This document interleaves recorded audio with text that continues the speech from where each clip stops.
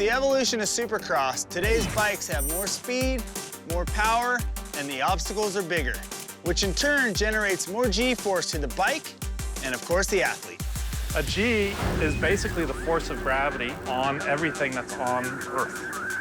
1G is essentially your body weight. 6G is 6 times your body weight. So if you can just think about how much you weigh and then thinking about 6 times that on you, that's a big number.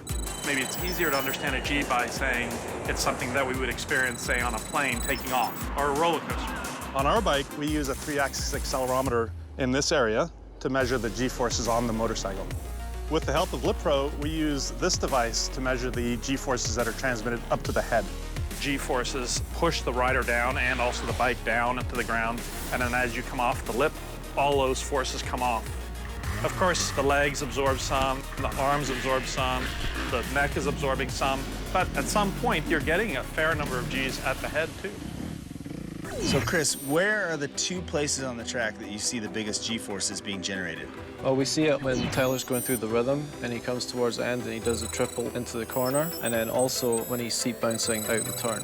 Can you explain what the feeling is, the difference between the 2 spots? The 10 Gs, the higher point, I don't feel much on my body, actually. It feels pretty smooth to me.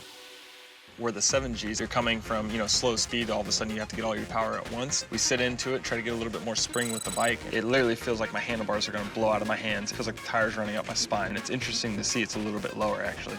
You probably don't feel it because you have more body to reinforce yourself when you're landing, but when you're trying to absorb all that force on the seat bounce, feels like a 12. Yeah. The foot pegs are taking a huge amount of force. The brackets that mount the foot pegs onto the frame are super important. The suspension, because that obviously takes a huge load. We run all the standard parts. We run a standard frame, we run the standard swing arm with no bracing, and they are able to withstand these huge forces.